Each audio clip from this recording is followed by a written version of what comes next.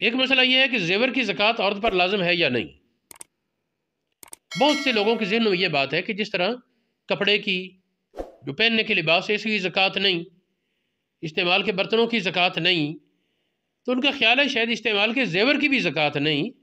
یہ خیال درست نہیں۔ تحقیق یہ ہے کہ زیور جو سونے یا چاندی کا ہے اس کی زکوٰۃ ہے، اور اگر زیور وہ ہے کسی اور چیز کا، ہیرے جواہرات ہیں، ہاتھی دانت ہے، کوئی اور چیز ہے، تو ظاہر ہے کہ اس پر پھر زکوٰۃ نہیں ہوگی اس کی ویلیو پر۔ اسی طرح یہ رولڈ گولڈ یا کیا آتا ہے، اس کے اوپر سونے کا پانی چڑھاؤ، اگرچہ اس صورت میں اجازت ہے پہننے کی، لیکن زکوٰۃ اس پر نہیں ہے۔ یہ مسئلہ ذہن میں رہے کہ سونے اور چاندی کے سوا کسی اور دھات کا زیور پہننا نہ مرد کے لیے جائز ہے نہ عورت کے لیے۔ اگر کسی کے پاس ایک پلاٹ ہے جو اس نے خریدا، اس کی ملکیت میں ہے، اس پر زکوٰۃ ہے یا نہیں؟ تحقیق یہ ہے کہ اگر پلاٹ خریدتے وقت نیت تھی کہ اس کو سیل کروں گا، پھر اس کی مارکیٹ ویلیو پر زکوٰۃ ہوگی، خریدنے کی قیمت پر نہیں۔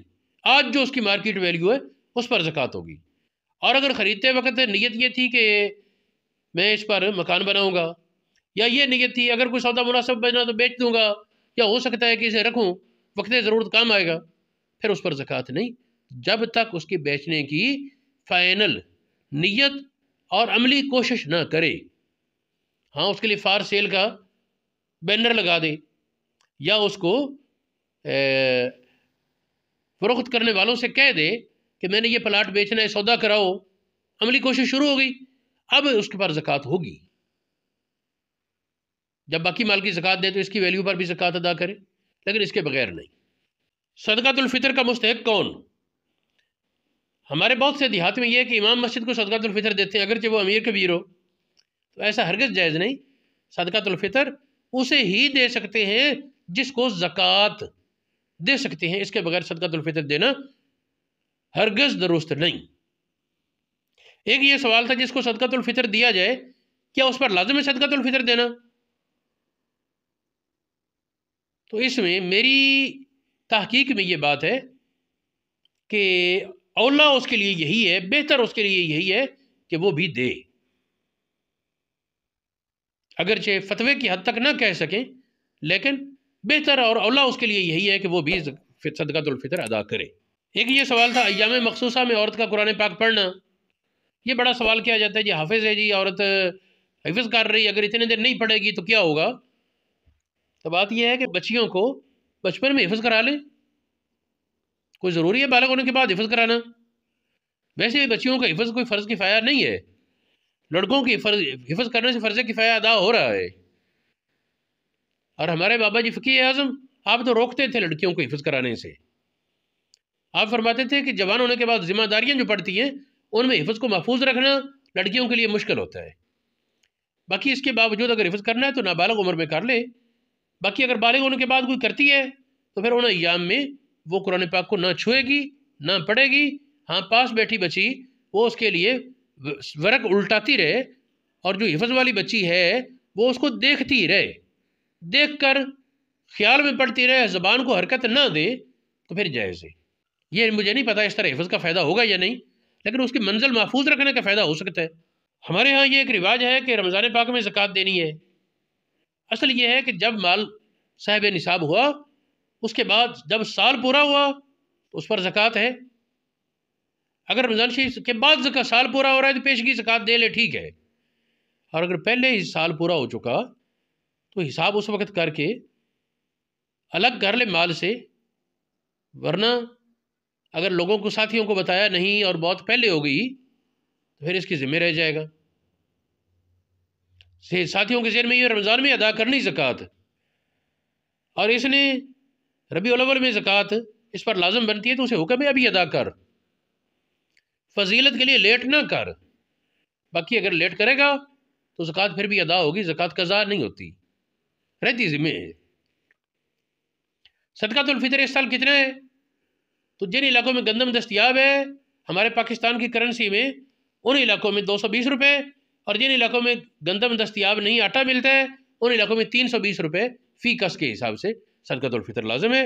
دوسرا مسئلہ کہ بہت سی مساجد میں یہ رواج ہے، حافظ قرآن کی خدمت ہوتی ہے 27ویں پر، تو اس میں سے کٹوتی کر کے کچھ حصہ مسجد کی صفوں کے لیے رکھ لیا جاتا ہے، کچھ مؤذن کے لیے، کچھ فلاں کچھ فلاں۔ تو اس میں یا تو یہ ہے کہ جو لوگ دے رہے ہیں انہیں پتہ ہے کہ ہماری مسجد میں یہ مسجد کے لیے فنڈ ہے، یہ حافظ کے لیے نہیں، حافظ کو بھی اس میں سے جو مناسب ہوگا دیں گے مسجد کی انتظامیہ، اور باقی ضروریات کے لیے بھی وہ سارے اس پر راضی ہیں تو فبہا، ورنہ اصل یہ ہے کہ اگر پیسے حافظ قرآن کی خدمت کے نام پر جمع کیے جائیں تو وہ حافظ قرآن کو دیے جائیں، اس میں بندر بانٹ نہ ڈالی جائے۔ روزے کے دوران غیبت کرنے یا جھوٹ بولنے سے روزہ، تو فتوے کی حد تک روزہ ٹوٹے گا تو نہیں، لیکن روزہ اپنی روح سے خالی ہو جائے گا، کمزور ہو جائے گا۔ اصل یہی ہے کہ روزہ وہ صرف منہ کا روزہ رکھ لینا کہ کھانا پینا کچھ نہیں، یا نفس کی خاص خواہش کا روزہ رکھ لینا، اتنا نہیں۔ روزے کے پھر تقاضے ہیں، ہر چیز کی ایک صورت اور اس کی روح ہوتی ہے۔ روزے کی روح اللہ پاک کی ہر نافرمانی سے بچنا ہے، باقی فتوے میں روزہ ہو جائے گا۔ شب قدر کون سی رات ہے؟ عام مشہور ہے 27ویں کی رات، لیکن تحقیق میں یہ رمضان پاک کے آخری عشرے کی طاق راتوں میں سے کوئی رات ہے۔ وہ کون سی رات؟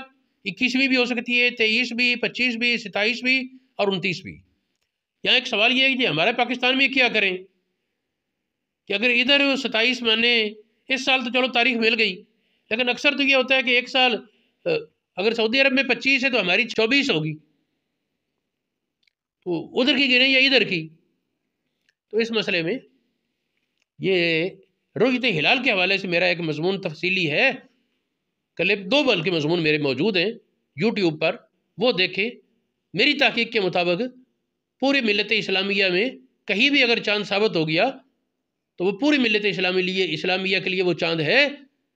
تو اگر امریکہ میں چاند نظر آ جائے اور وہاں کے علماء فتویٰ دیں، درست مان لیں وہ چاند کی رؤیت ہو گئی، تو وہ پوری دنیا کے مسلمانوں کے لیے اس کے مطابق روزہ رکھنا درست ہے، عید کرنا بھی اس کے مطابق درست ہوگا۔ یہ چھوٹے چھوٹے ملکوں میں اپنے اپنے ملک کا اعتبار کرنا یہ کسی آیت حدیث کا مسئلہ نہیں۔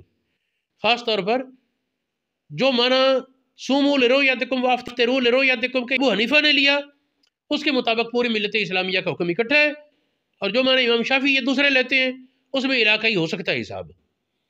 لیکن ظاہر بات ہے کہ ہم حنفی ہیں، یا تو حنفیت کا قلادہ اتار دیں، شافعی مالکی حنبلی کہلائیں، پھر وہ کریں۔ اگر حنفی ہیں تو پھر امام ابو حنیفہ کے موقف پر عمل کرنا یہی اولا ہے، واللہ اعلم بالصواب۔ ماہ رمضان میں عمرے کے بارے بہت بڑی فضیلت ثابت ہے۔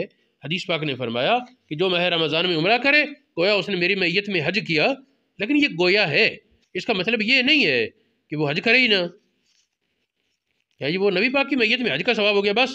نہیں، یہ فضائل ہیں، فضائل سے ذمہ داریاں ساقط نہیں ہوتی۔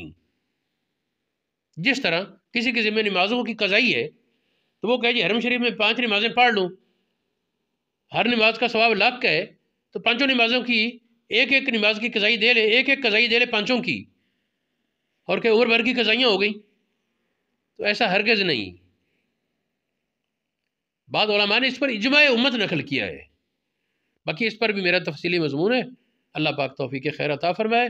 سامعین سے التماس ہے کہ وہ میرے بیان کردہ مسائل سے فائدہ بھی اٹھائیں اور میرے لیے بھی دعا کریں، اللہ پاک مجھے صراط مستقیم پر گامزن رہنے کی توفیق عطا فرمائے، اور ہمارے مدرسے کے لیے بھی دعا کریں اور معاونت کریں۔